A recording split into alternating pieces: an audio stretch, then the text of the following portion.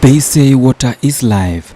With its importance to human ecosystem, Kenya is among countries contributing to water scarcity in the continent. At the same time, acts as a source of water that forms the larger River Nile to the Indian Ocean. Kenyans have severely experienced water shortage, both in rural and urban areas, despite the fact that the country can supply clean water to its citizens every day. So where is the problem? Saa zingine hiyo maji ikitoka kwa taps kuna wakati inakuja na uchafu. It's not that clean. Watatuambia walikuwa wanaosha inaitwa pipes. Kuna wakati inakujanga inanuka sewage.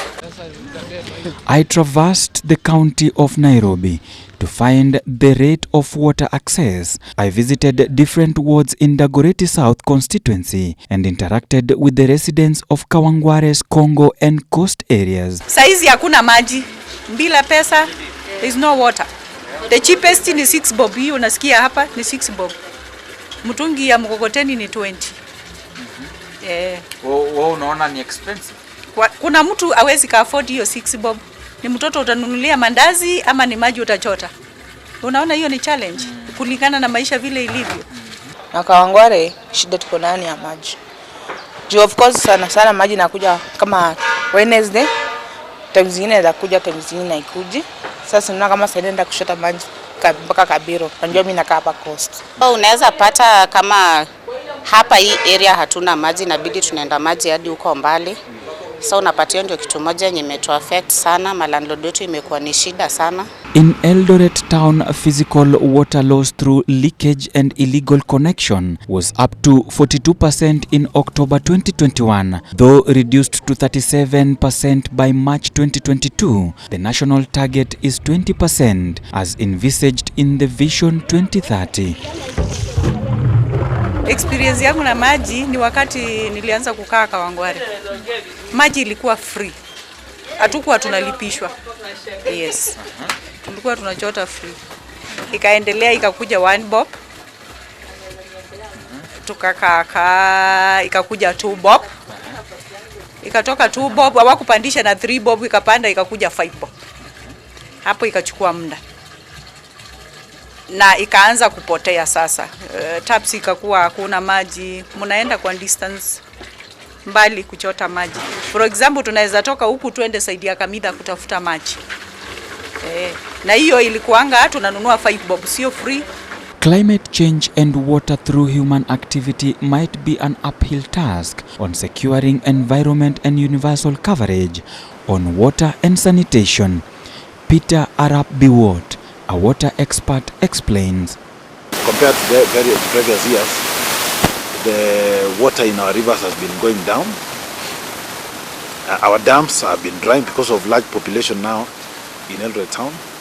We are not able to meet the demand of Eldoret citizens or residents because we have 43 million liters of water per day currently. When we are at the maximum level. But the need is about 60 million liters of water per day.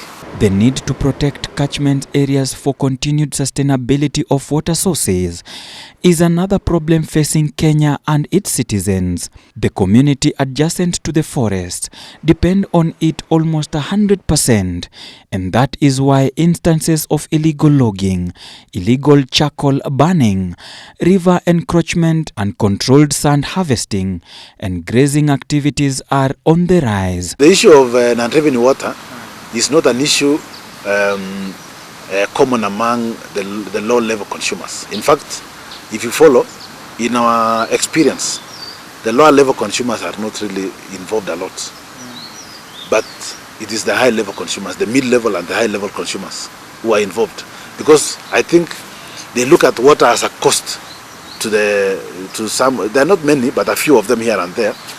They look at it as a cost. So what they do is try to avoid so that they are safe. Though it's evident that climate change is a real phenomenon in Kenya and its effects have affected human existence, unrealizable rainfall patterns, high heat levels, prolonged drought and water deficiency has become a reality. Na maji nayo ile tunachukuaga inakuaga ile hii ya mkokoteni. Sababu hiyo ndio inatufikia rahisi, hata saa zingine waga wanatubishia. Nasikia maji. Na ukitaka hii akanjo mpaka uifuate, na hapa hakuna karibu. Mpaka tuzunguke tuitafute. So natumia ya kanjo ni pesa ngapi? Ya kanjo sofa ni 10 bob. Effect sababu bila maji unajua unaweza kosa kula, lakini ukiwa na maji unaweza piga kikombe na at least tumbo. Saa zingine hiyo maji ikitoka kwa taps kuna wakati inakuja na uchafu. It's not that clean. Watatuambia walikuwa wanaosha inaitwa pipes. Kuna wakati inakujanga inanuka sewage. Mnakunywa maji inanuka sewage. Kuna wakati not always. Yes, lakini kuna wakati inakujanga ikiwa chafu. Na mnaambiwa wangu nini? Ati imeshikana na mambo. Kuna wakati wanatuonya mkichota hiyo maji msikunywe, imeshikana na mabomba aidha ya choo ama ya sewage, kitu kama hiyo. Consequently, this has affected Kenya's economic activities such as agriculture, which is the mainstay of Western Kenya, which has seen low yields during harvests. We have been seeing a lot of reduction in rainfall patterns,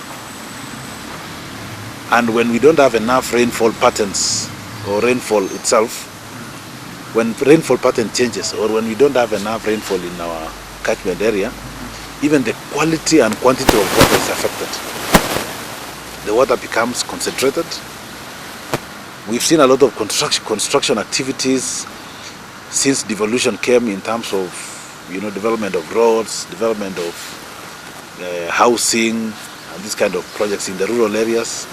It also affects the quality of water because it means in certain areas you have to clear paths for roads.